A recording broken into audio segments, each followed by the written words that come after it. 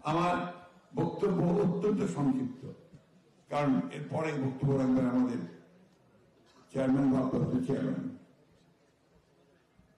যে নামটাকে তারা ভুলিয়ে দিতে চেয়েছিল আওয়ামী লীগ, শহীদ প্রেসিডেন্ট জিয়াউর রহমান নাম তারা মুছে দিতে চেয়েছিল ইতিহাস থেকে, বাংলাদেশ ইতিহাস থেকে।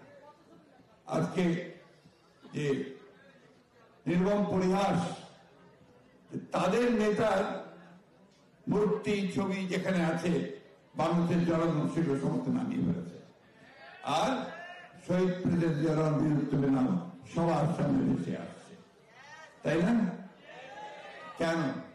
কারণ হচ্ছে যে শহীদ প্রেসিডেন্ট জিয়াউর রহমান বাংলাদেশের মানুষের অন্তরে চলে গেছে।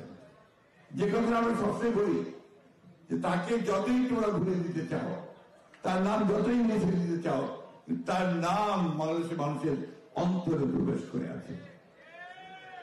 প্রিয় সহকর্মীরা, বন্ধুরা, ভাইয়েরা, যে কথাটা এখানে আমাদের বক্তারা, আলোচকরা, বিশেষ করে জাহাঙ্গীরনগর ইউনিভার্সিটির ভাইস চ্যান্সেলর সাহেব বলেছেন যে শহীদ প্রেসিডেন্ট জিয়াউর রহমানের আমরা বলি জিয়ার সৈনিক, ছেলেরা স্লোগান দিচ্ছে, আমরা স্লোগান দিই, তাই না?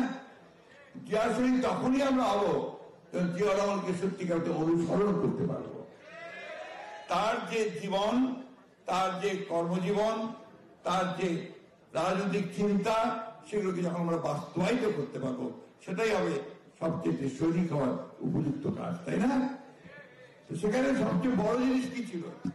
শৃঙ্খলা, সততা, নিয়মানুবর্তিতা এবং কাজের প্রতি আন্তরিক নিষ্ঠা, আর দূরে চিন্তা করা, দূরদৃষ্টি, এই সবগুলো মিলিয়েই কিন্তু জিয়াউর রহমানকে চিন্তা করতে হবে।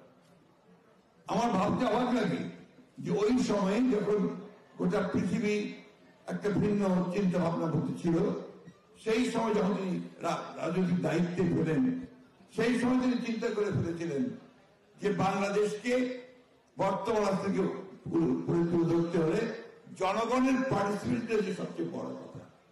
জনগণের পার্টিসিপেশন কিভাবে হবে?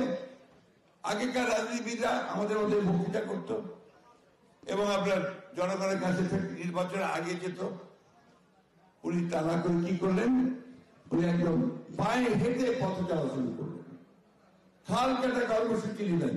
তিনি হেঁটে হেঁটে পায়ে পায়ে কাল আপনার গেলেন, সেই জায়গায় গিয়ে খাল কাটতে শুরু করলেন। তিনি গ্রামের মধ্যে ঢুকে পড়তে শুরু করলেন, গ্রামের মানুষদেরকে উদ্বুদ্ধ করলেন যে আমরা আসো, আমরা কৃষিকাজ বাড়াই, আমরা জমি ফিরে রাখি, কাজ করি। অন্যদিকে একই সাথে তিনি সুশাসন প্রতিষ্ঠা করলেন, গভর্নেন্সকে শক্তিশালী করলেন। তখন তার আমলে আপনার ঘুষ খাওয়া খুব কমই লোক চিন্তা করতে পারত।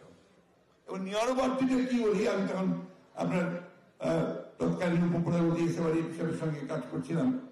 তখন মন্ত্রীদের একটা নির্দেশ দেওয়া হলো যে ঠিক সকাল 7টার মধ্যে অফিসে আসতে হবে। তখন আমাদের টাইম ছিল 8টা থেকে 2টা পর্যন্ত। তো এই সময়ের মধ্যে সকাল 7:30 অফিস থাকতে হবে। এটা দেখার জন্য তিনি নিজে সেক্রেটারিয়েটের গেটে এসে দাঁড়িয়ে থাকতেন, দেখছেন যে কে কখন আসছে, কে কখন যাচ্ছে।